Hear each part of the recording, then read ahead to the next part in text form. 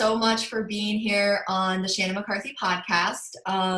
We are recording episode 7 here today via Zoom. Obviously, we're not allowed to meet in person, but this works great. This episode is all about leadership, and you are a very strong leader that I personally have looked up to for a very long time, and I am just super excited to have you to learn a little bit more about you and kind of talk about how you got where you are. So thank you so much for being here. Well, thank you for inviting me, Shannon. So let's start way back. Let's start at the beginning. What was your childhood like? And, kind of start at the beginning. What was it like? I think childhood was one of those things. I mean, I was born in Brooklyn. My parents, I didn't see my father didn't see me, I should say, until I was a year and a half because he was in the Vietnam War. But when he came back, my parents didn't want to have a family down in Brooklyn. They wanted to get out of there. And my father wanted to be an electrician, ended up coming up to Schenectady, working for GE. He worked for them for a few years and then ended up getting into the railroad. But I grew up in Schenectady, New York, lived in the same home for like 18 years. But it was good. But I think from a standpoint of when we were growing up, a lot of work ethic and a lot of different things that I learned were from my parents. I mean, both of them worked 9-to-5 type jobs. Sometimes my mom worked third shift type jobs in a factory. My father worked for the railroad. But no matter what, sick, if they were sick or anything like that, they always got up and went to work and really pushed us as kids to do the same. So it wasn't like I had a lot of friends that their parents say, "Yeah, if you don't feel good, Johnny, stay home." That wasn't in my house. We're like, get up, get out of bed. Unless, you really show a temperature, you're not going anywhere. But growing up as a kid in Schenectady, I thought, I really did have a lot of friends that were there. And it was a lot of opportunities too, as far as working I had my own paper route when I was like 9 years old. And then I worked into a little landscaping business that I had at one point where I burned up some grass, putting fertilizer down, and did a lot of things with a good friend of mine, Elaine, who did it. But no, growing up, a lot of great memories. And then, some bad memories as well. But I think that for the most part was very positive. So you were like always an entrepreneur, kind of always hustling, looking for the next way you could make some money so that you could kind of do your own thing and stuff like that. Yeah, I mean, pretty much. I mean, my mom and dad would always say, if you want something, you got to work for it. So if you wanted those kind of dating myself here, but those Timberland boots, or if you want the Lee jeans, like they would help as much as they could. But they have 3 boys, so like you're going to get this or that. And if you wanted those extras, then you had to go work for it. But yeah, I mean, I would shovel in the winter. I'd go knocking on doors, shoveling. I worked at McDonald's as soon as I was able to get my working papers at 15 and a half. Went to Pizza Hut, worked in a gas station, worked at the hospital. I mean, whatever it was that I needed to do to make money, I was always working and putting money away and getting my own car and paying for insurance and those type of things.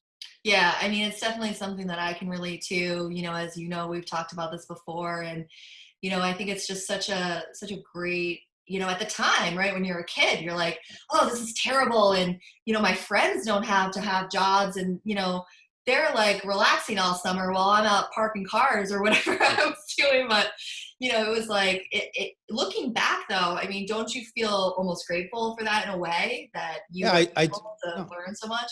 Yeah, that's a great point. I mean, I remember not being able to play baseball my senior year because in football I wasn't able to play because I was working so much and I couldn't do both. I couldn't make practices and work. But hey, if you want to have a car and you want to drive a car, you have to pay for insurance. You got to pay for gas. Those are the things that you got to kind of you got to look and balance out as to what you want. And at that point, I was okay with working. I knew I wasn't going to go to the big leagues anywhere. But I was able to do other things to socialize with friends and family, and I was okay with that. Yeah. So, when you look back on those early days, are there people that really kind of stand out as somebody that you looked up to and sort of you kind of were inspired by? There was some people. I mean, there was family members that would always try to tell you, you should work hard, or these are some of the things you need to do. And there were some family members that, you knew what you didn't want to do, right? Like I didn't want to be that person, or I didn't want to live that life that some of them had. But I think in the end, I think really my role models really came later in life. My parents were always, from a work ethic standpoint, definitely, they were definitely great mentors to me as far as making sure you got up, making sure you worked hard to get what you wanted. That was definitely there as a kid. But I think as things progressed, it wasn't really until my first real job that I started looking into mentorship and leadership type people to look up to. Hmm. Yeah. So tell me a little bit more about that. What was that like when you started to kind of like find sort of that leadership role, and how did that all come about? Going through, kind of even going back to the childhood days, I always wanted to be a police officer, and then I wanted to be a state trooper, and I knew I had to get a degree, so that's what pushed me to go into college. And it was, taking all kinds of different criminal justice type classes and going that direction. Ended up going into business because one of the troopers that I knew said, "You don't need to have a degree in criminal justice. Get in business so you can land on something after you retire in 20 years." So that was the kind of the plan going into it. So as soon as I graduated with my 4-year degree, passed the test for the state troopers, ended up passing the physical and all that, but I had to wait 7 months to get into the next academy. Mhm. So I ended up getting a job, and that's what it really started for me. I ended up getting a job, putting my resumes out there, and I ended up getting a job with Prudential Financial Services. Mhm. And it was selling life insurance, it was selling health insurance, and auto and homeowners came after, but that was really what you had to cut your teeth on. And I knew it was only going to be temporary. I said 6, 7 months. I had some bills to pay, so I said no problem. But my first boss there. His name was Mike. He really had an impact on me from a standpoint of um, the employee mindset versus the entrepreneur mindset. Mhm. And he gave me all the different benefits of both. And he said, you can be an employee and you can go work and be a state trooper, but you're always going to work for someone else. You're going to have a ceiling on what you can make. Where here in sales, you'll always be able to make more. You'll have be your own boss. It doesn't have a ceiling, but it doesn't have a floor either. And this is what you have to do to be successful. So there were some great points that I picked up from him as far as, some of the things that he did, how he managed, how he was able to time block certain things. Like he'd tell me, okay, you have to come in at this time. Here are the things that you have to do. Here are all the different action steps you need to do to be successful. And I did those things and became so successful in that first 6 month period that I ended up not being a state trooper. When the time the call came for that, I had made more as an insurance agent than I would have in 6 months than I would have a whole year being a state trooper. And Wow. I didn't have to relocate. And that was kind of the big thing, that I didn't want to relocate. At that time, I was dating my wife and we were actually engaged. And she has a big family here in Schenectady as well. And I Mhm. knew relocating wasn't really an option that I wanted as far as from a family perspective, what we wanted to do. That's Uh, yeah. And then what happened next? So you said, okay, I'm gonna dig in and I'm gonna make this. Is this what did you decide at that point that that is what you wanted to dig in and do? I did. I thought that would be my career path in following that. And once you're a successful agent, then they want to promote you to being a manager. So I got promoted to being a manager.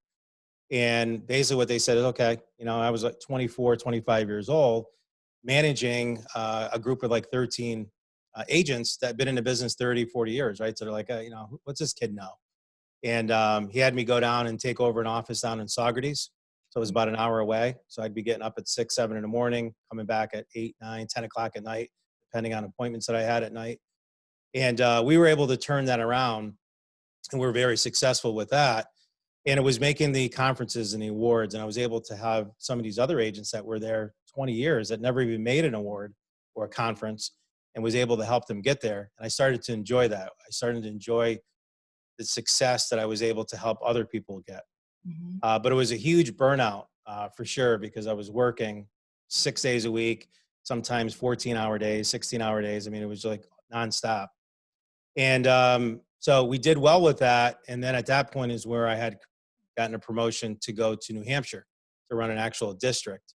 And that's where, my wife Sherry and I, we weren't married at that time yet, but we went there, and I just couldn't do it. I just, because I knew what time and dedication would be needed to do that. and she wouldn't have the support of the family to be able to, she'd be there by herself pretty much. She's a teacher, so that would be there. But other than that, there would be nothing else for us to do. No friends, no family.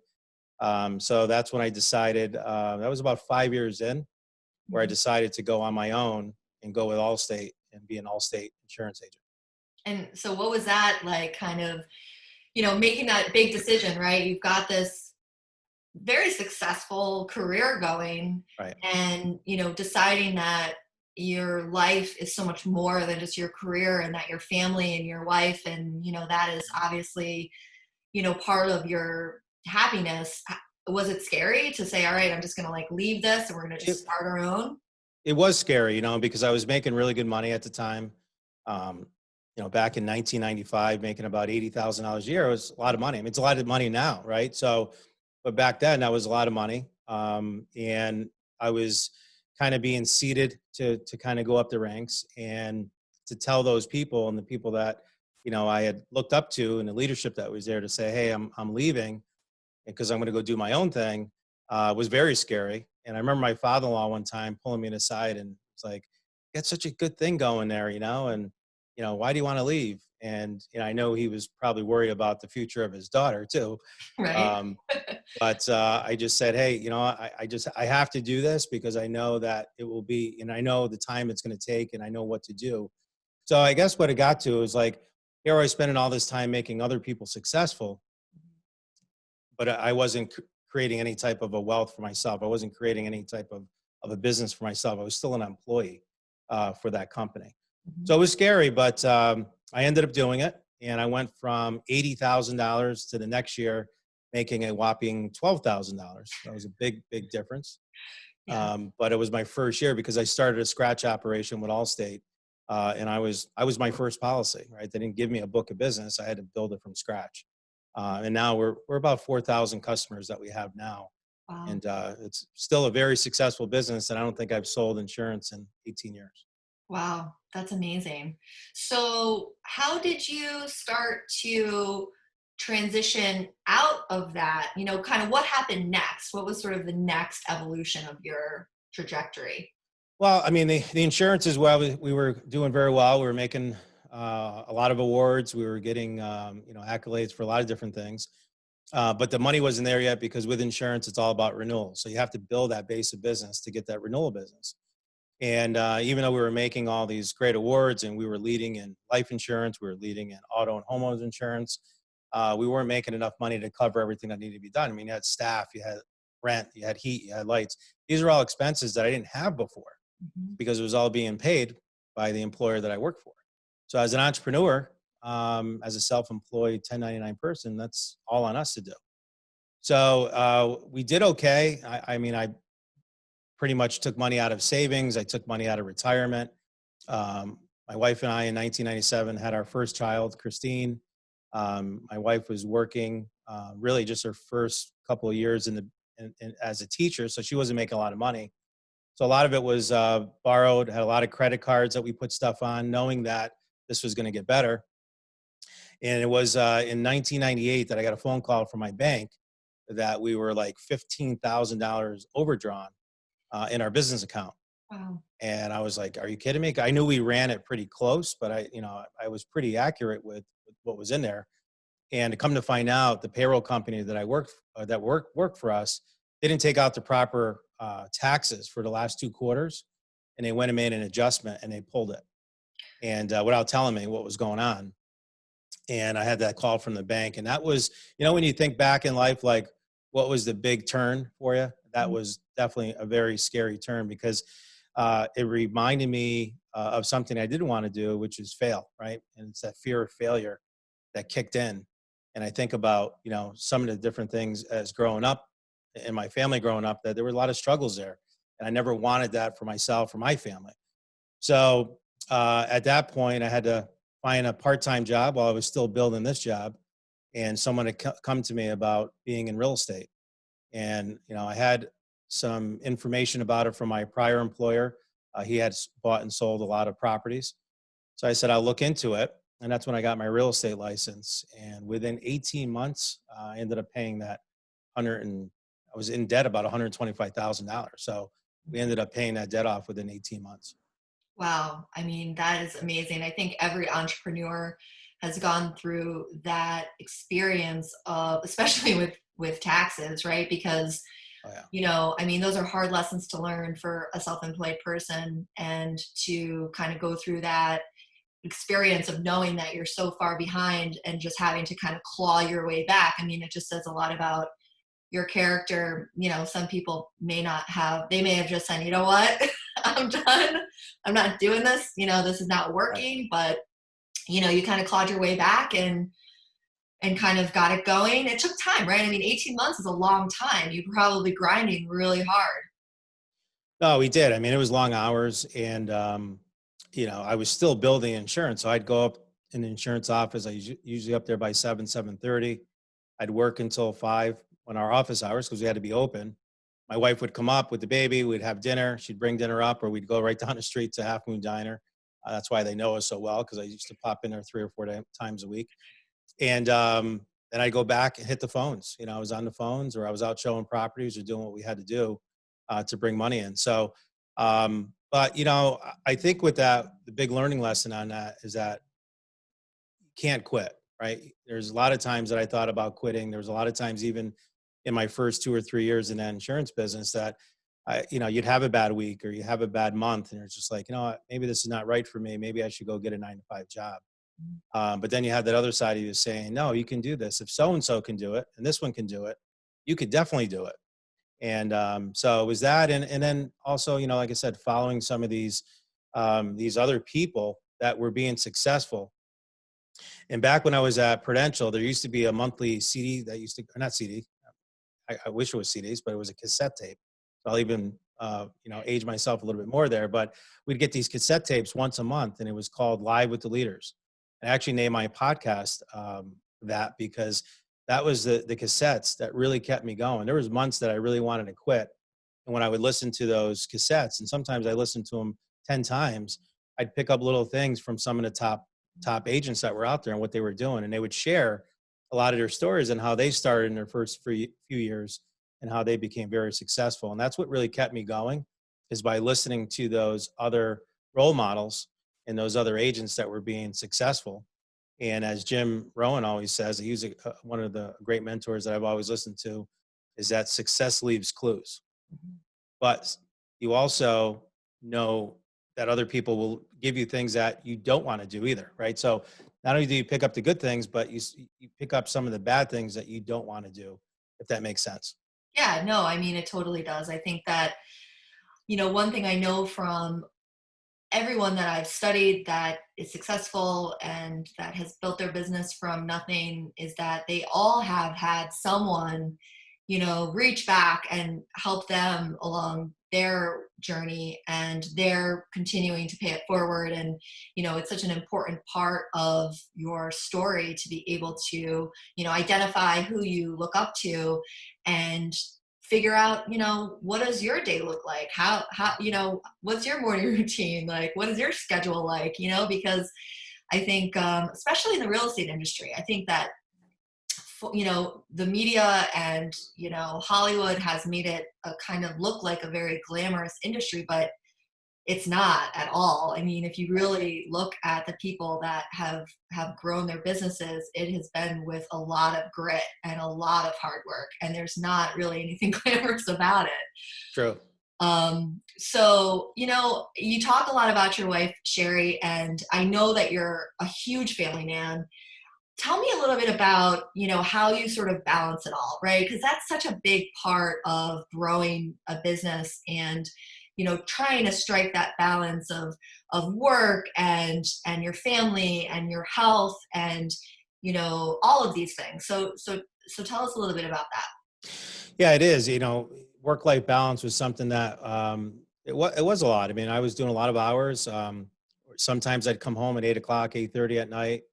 My kid would just be going to sleep, and then we had another baby in 2000. So it was tough. A lot of times I come in and Sherry just got him to bed. And here comes Daddy, comes in the door, and they come flying downstairs, and they want to play, and I kind of threw the whole thing. It was a big monkey wrench that I threw into it. Right. So it was tough, but I think with you mentioned coaching before, and you mentioned different people that you reach out to. I mean, I always reach out to the leaders, and anytime that, I needed something, I would go to those that were successful or had um, an appearance of having a great life and were able to have a great business and also a great family life. And one of my mentors early on, I mean, I started coaching right away with Craig Proctor, and I put a lot of systems in place. He was number one and in the top 10 for Remax for a number of years as a team. And he had a coaching program. So I had started with him originally, and he really showed me more of the marketing side, how to get business in the real estate side of it, but also how to manage it, right, and how to make sure that you deliver a quality service to the clients that you have. But one of the things that he didn't do, he didn't really do a lot with the repeat and referral business. Like he would get you through more from a transactional side, but he didn't really have a big referral business. Brian Buffini is another person that you probably know of that my business really took off in 2000 when I started implementing a lot of the referral business because I applied it not only to my insurance business, but also to the real estate business. And I think the combination of those two, where I was able to get a lot of business through the door with Craig Proctor and a lot of the direct response marketing, but then I was able to keep those clients for life. But Brian Buffini talked a lot about the work-life balance. He talked a lot about the importance of having a morning routine, having a perfect week type structure so that you can really train your clients that, hey, here are the hours that I work, here's what I'm going to do for you, but also block out that time and make sure that family time got put into the schedule first. So how I did it, and Sherry was, and that's the other thing too, you have to have a very supportive spouse if you're going to be in this business, because if Sherry thought I was going to be home every night at 5 o'clock or 5:30, like she was growing up as a kid, that wasn't going to happen, right? So there's just no way. And so she understood that, that being an entrepreneur and building a business, you have to work together. You can't work against each other in order to be successful. So we would put our schedules together, usually on a Sunday night. I would know sometimes 2-3 weeks in advance. And even today, I just changed email servers and she couldn't get to my schedule. She was freaking out for like 2 days because we work by that schedule, but we put all the family things in there first. So that's why I was able to do, everything that the kids had at school, go to their parades in kindergarten and, on Halloween or whatever they needed to do. A lot of times I would do their doctor's appointments if Sherry couldn't do it because she had work. But I was also, we would plan dinners, we would plan birthdays, we would plan dinners at my in-laws' house. Like that went in there as an appointment. And Brian Buffini really taught me how to have that in there because people really don't care about you. And what I mean by that is that when you start telling your customers, hey, I can't show you a house tonight because I got to bring my kid to a soccer game. And then I can't do it Thursday night because I have this going on.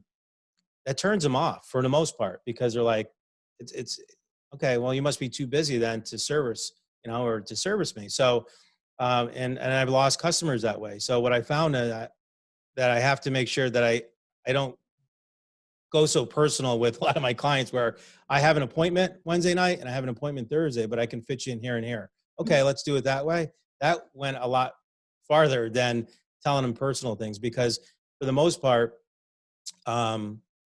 people really don't want to have to compete with all the things that you have to do as a family. So that was one of the things that Brian Buffini really taught us how to do is really balance that work-life balance. And it's tough. And there's a lot of times that, you go back to it. But I think when you set your appointments and you know what your whole week looks like and you know what the night before it looks like, you can definitely get a lot more done in a shorter period of time versus wasting all this time that a lot of us say, oh, I'm working 60, 70 hours a week. But when you really chop it down, you're only working maybe, 10 hours. What are you doing at the other time? You're just not being efficient. Right. It's totally about efficiency. And it's interesting that, I've heard that, from some other real estate coaches that I also look up to where they say similar to what you and Sherry do, they'll say, okay, at the end of the year, think about your next 12 months and let's put all the birthdays, all the, family trips, the vacations, the weekends, the getaways, the things that you're going to want to do, put those in first. That's really what's most important in life. And then you can add in, your education, what conferences do you want to go to where you can, improve your skills. And then you can kind of work from there, right? So you can really sort of But the big stones, the most important things in life, they need to go first, and you need to take care of your health as a priority, because if you don't Right. have your health and you don't have your family, what is it all for, really? You know? No, that's so true. And I think, you hit it on the head. Like health is another big thing too. Getting to the gym, working out. This morning my wife and I went for an hour walk. Like we've been trying to do those 4 or 5 times a week. Like it's important because it allows us to connect, but it also gets the health side of it in place. We're always, I'm always battling up and down with the same 10 pounds I've done for 25 years. But for the most part, you work with each other and you try to make the best part. But I think health and mindset is probably one of the most important things that we have to do as entrepreneurs to make sure that's right. So we have the energy to do what we have to do day to day.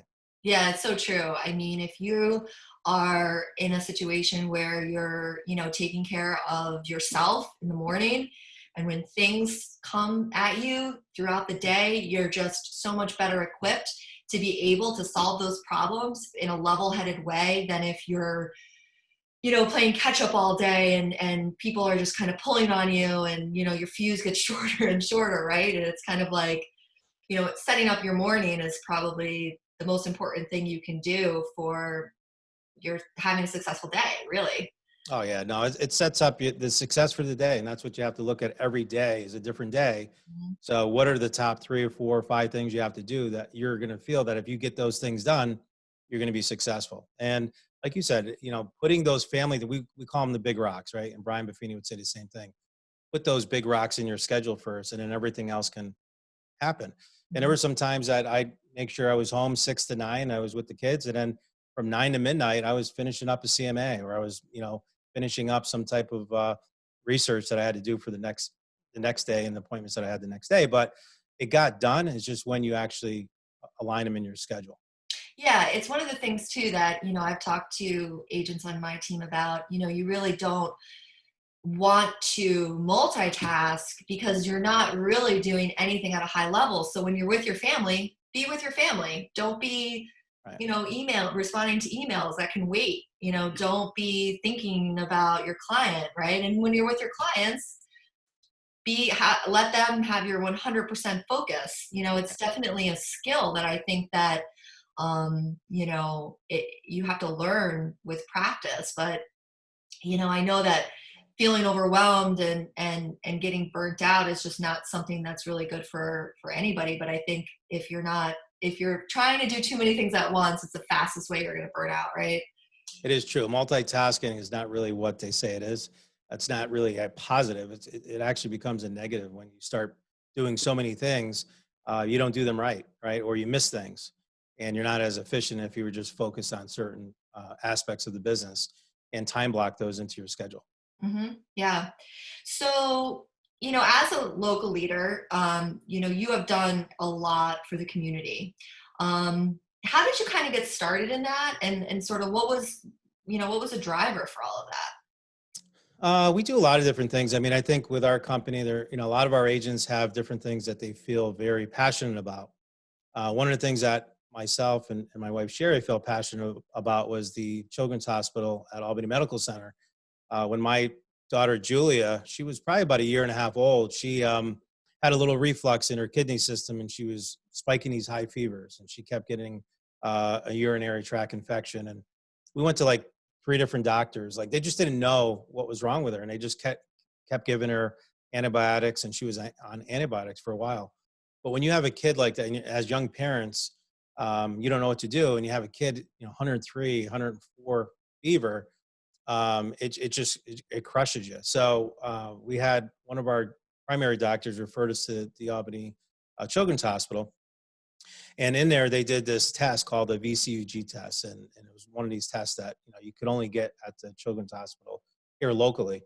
And we went, and they found out exactly what was wrong and how to cure it. And within a couple of years, she had outgrown the situation, but they were able to keep those fevers down. They knew what was going on and which medicine she needed to be on.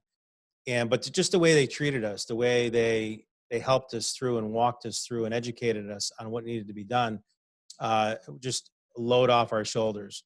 And I never forgot that feeling. And then when I started to learn more about them, they don't reject anyone. If you have you don't have health insurance, they take everyone and anyone.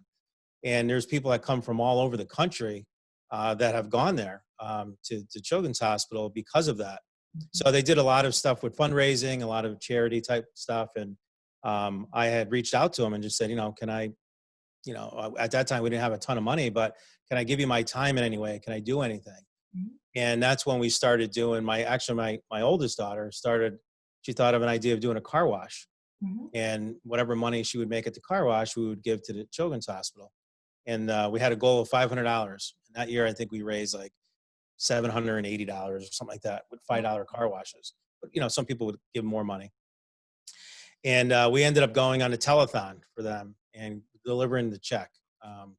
And I never forgot the feeling of that, like giving this money, even though it was only $700 some dollars. Mhm. My daughter loved it. We loved it. It was something that, we really were passionate about.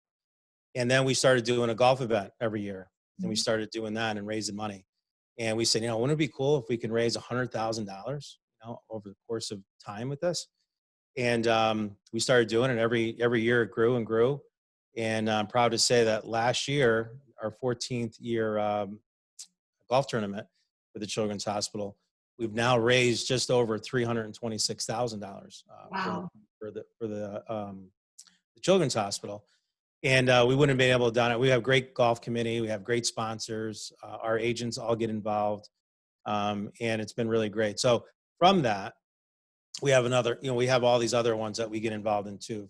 Breast cancer awareness, Mhm. Big Brother, Big Sister. I mean, um, a lot of stuff here locally, with the food pantry and captains and a lot of the different softball teams. I coached my daughter's softball for a number of years, and my daughter doing soccer. We wanted to help them out as well. So um, I don't know. It's just one of those things that you never do it to get business from it.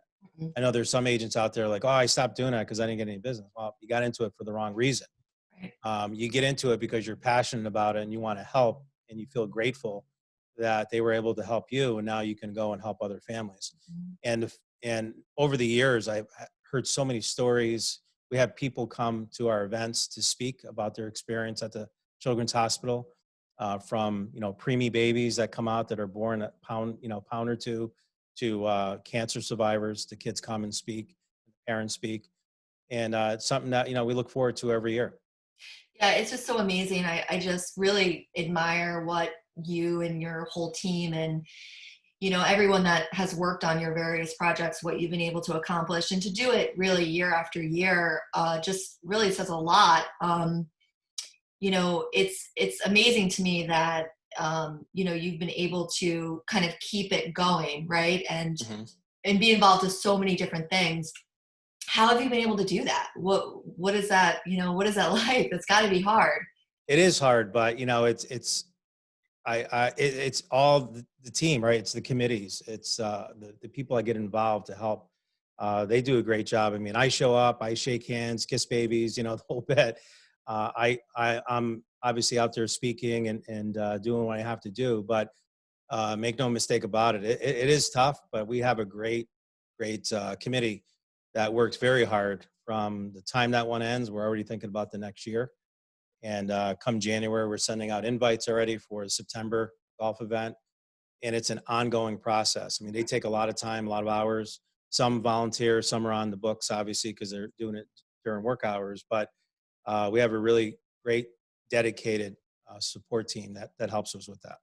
And it also too, must be just sort of a great experience for like all you guys to work together on it as a team. There's something about, being a part of a team that is realizing such a tremendous goal and, being on that team together and the bonds that you're making with your teammates. I mean, that must be pretty incredible too. Oh, they do. They look forward to it. They love it. A lot of times they'll get foursomes together. They'll play golf or they'll volunteer and help out the event. They stay late. They help clean up. But they also do a lot of committee meetings throughout the years, make sure that things are being done properly, picking up the phone, getting sponsors, getting donations. There's a lot of work that goes into it, but they enjoy it. And like you said, it does create a great culture for us, Mhm. and does bring the company together, because we know that we're doing great things. And every year we say, okay, this is maybe the last one, right? Like it's a lot of work. And then we sit there and listen to the families speak Mhm. on, the benefits of the children's hospital and what it's done for them. And then we're like, yeah, how can we not do this? Right. So it's definitely something that we want to continue moving forward. And, this year with the whole COVID, unfortunately, we're not going to be able to do it because of the large gatherings, and a lot of golf events have canceled already. But we're going to, find other ways to raise some money and still do something on a safe basis and do something a little bit more on a virtual basis as well. Yeah, no, it's great. I think it says a lot about your leadership, and it's definitely an area that it's a goal of mine, to really kind of get involved and, really give back to the community in different ways. And the feeling that you get when, you're giving back, it just really sort of gives you purpose. And, it just kind of creates this sort of other level of, happiness to be able to help people that are in need. So, kudos to you guys for being able to do all that great work. Well, thank you. So, tell me a little bit about, why this area, why this community? Like, tell me a little bit about, you've obviously you're from the area, you've had the opportunity to work in other states, and, you've come back and, your roots are here. But, tell me a little bit about, why you've really chosen to stay here and grow your business here.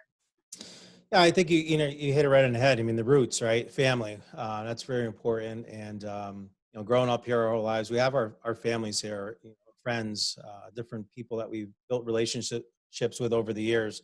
And not to say that we, are not talking about, maybe having a second home somewhere and spending a couple months somewhere a little bit warmer than upstate New York. Right. But it's one of those things that I think that we have a great area here. I mean, we got it's a government sector, right? So we've always had a pretty good influx of business. Out, think of like Utica or Rochester, some of the different areas that have been hit out there with a company just folding, and then the whole town folds. We haven't really seen that here in the Capital District because we have so much infrastructure here, and Mhm. we don't have the big ups, but we don't have the big downs either. So it's been very good to us, and that's why we enjoy it here. But my kids say, like my oldest daughter is living in Boston now, and she's like, I got to get out of this bubble. I got to go work somewhere else and live somewhere else, and she's enjoying it. But she still likes being home. She's been home now, with the quarantine for a couple months, and I know she misses it. So Yeah, absolutely.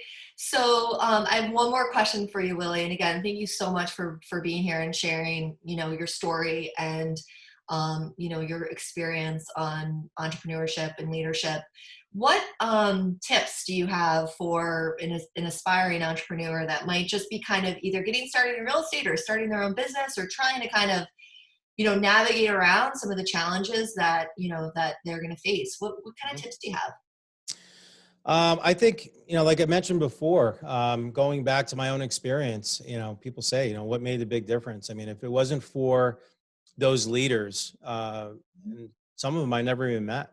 I picked up the phone, I called them, they gave me their time, but I never met them personally because they were all in different parts of the country.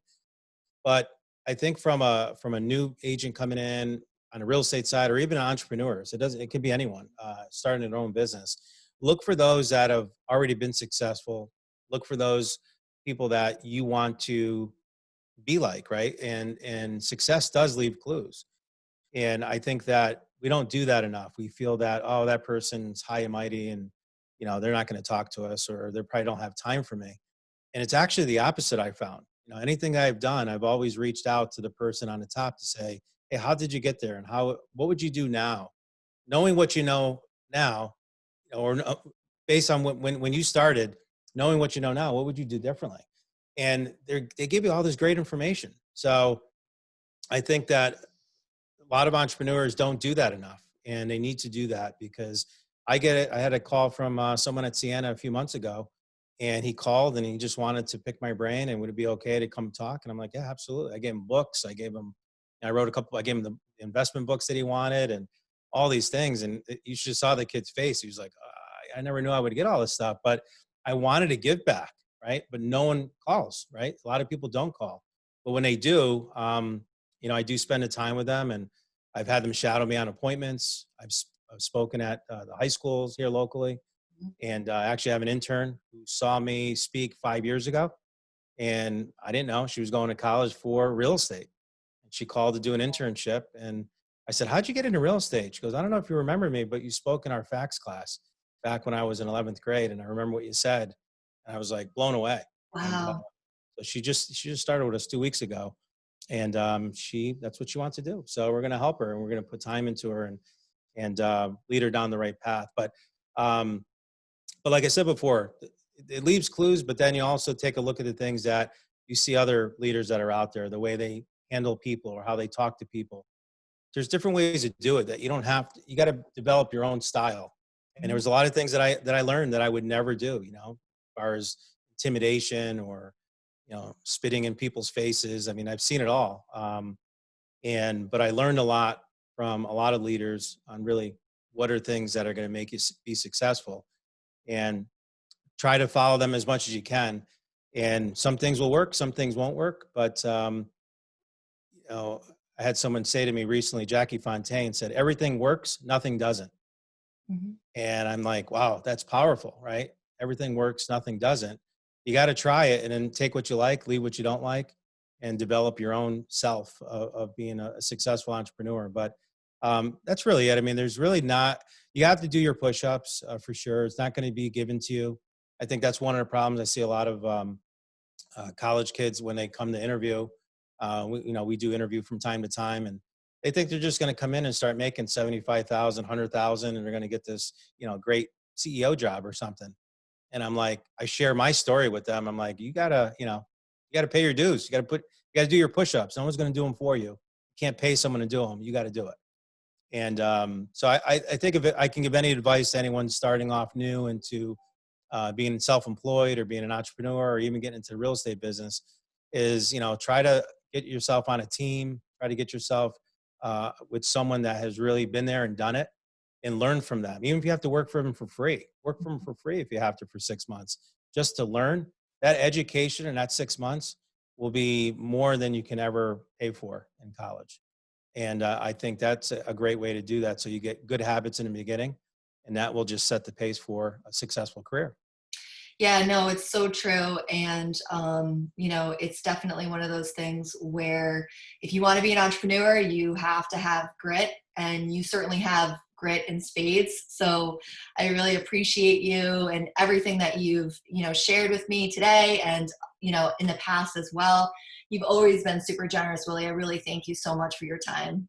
Well, thank you so much for having me on the podcast. And hey, if you ever want to come and join us on the golf committee, you're more than welcome to do it just to learn how it's done. And I absolutely will definitely take you up on that. I think that's all right, good. amazing. I would All right, love to. I'm gonna put you on the list. You'll be All getting a right. phone call. Awesome. Thank you so much, Willie. You're welcome. Thank you very All right. much. Take You care. too. Okay. Yep. Take care. Bye bye.